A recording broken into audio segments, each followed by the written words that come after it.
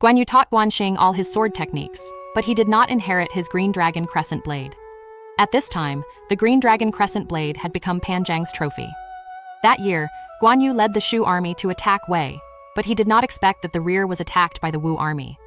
All places in Jingzhou except Maicheng had been lost. When he arrived at Maicheng, Guan Yu had only 300 soldiers left. The Wu army was led by Pan Zhang, and he led 20,000 troops to surround Maicheng. At dawn, 300 Shu soldiers came out in full force, and they rushed towards the 20,000 Wu troops with murderous intent. At Pan Zhang's command, dozens of fireballs thrown by the catapults instantly destroyed more than half of the Shu army's forces. In the final battle, the Wu army relied on its numerical advantage to gradually slaughter the Shu soldiers. In the end, only Guan Yu and Guan Ping, father and son, were left. Under their feet, the bodies of Wu soldiers were piled up.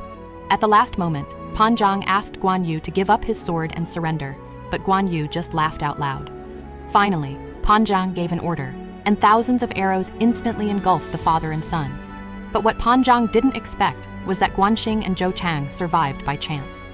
Guan Xing swore in front of the spirits of Guan Yu and Guan Ping that he would avenge his father and take back the Azure Dragon Crescent Blade. And at this moment, Liu Bei ran in crying. Guan Xing asked Liu Bei for instructions, letting him personally lead the army to flatten Dongwu, to avenge the blood feud in Maicheng. But now the foundation of Shu Kingdom is unstable. If it sends troops to attack Dongwu at this time, it will just fall into Cao Cao's treacherous plan. Huang Zhong also seconded the proposal. After Liu Bei thought about it again and again, he decided that when the time was right, he would personally lead his troops to crush Dongwu. But Guan Xing was young and hot-tempered. He immediately took out the warrant and threw it on the ground. He decided to go and avenge his father in person. But halfway, Zhang Bao chased him out. He couldn't bear to see Guan Xing go to die like this. But Guan Xing suddenly drew his knife and put it on Zhang Bao's neck. Just when Guan Xing turned around to leave, Zhang Bao grabbed the knife and finally woke Guan Xing up with his fist.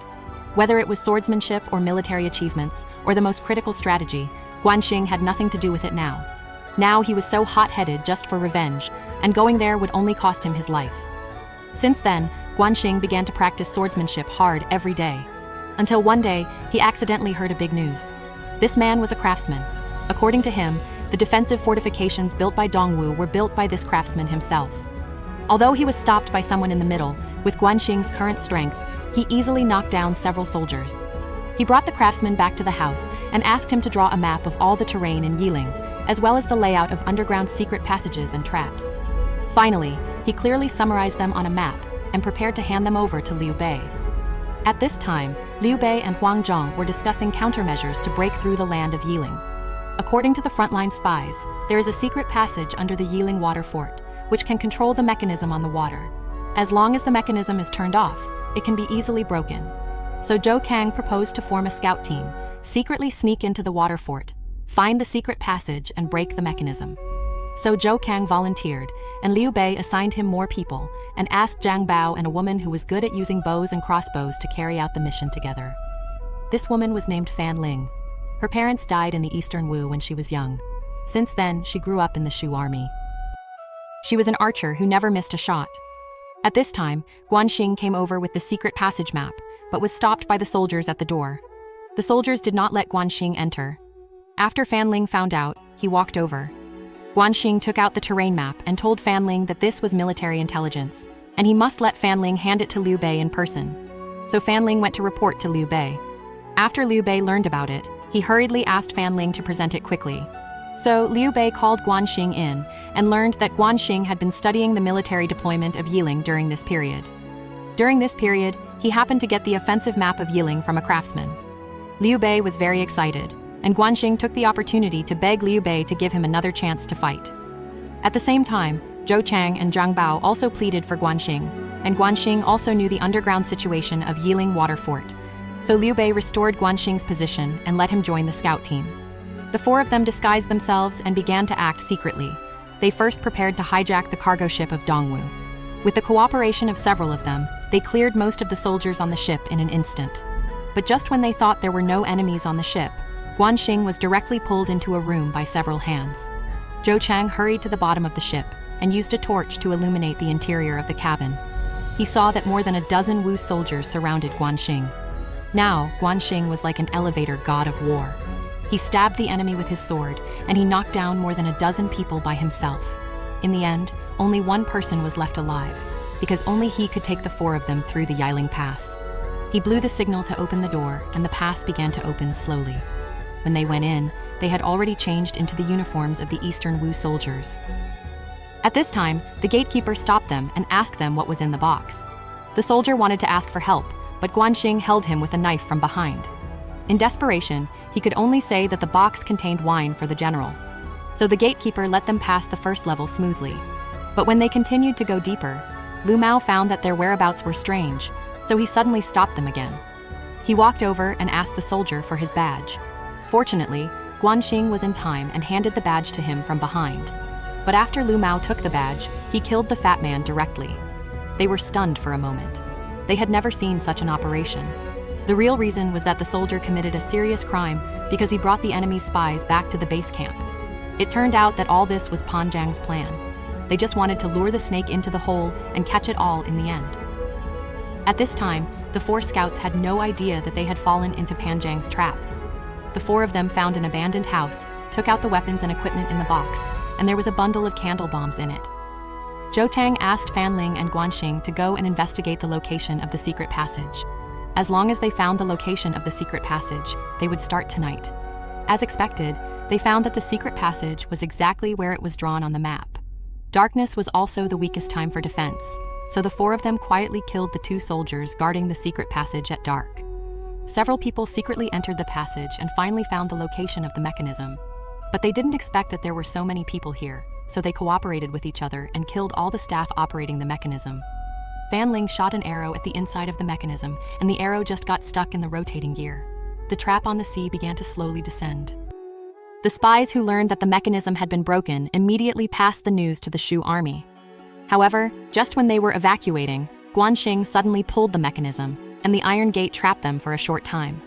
Zhang Bao could push the iron gate up with his own strength, and in just a short time, Guan Xing was going to kill Pan Zhang in person to avenge his father. But he didn't expect to be recognized by Lu Mao as soon as he went out.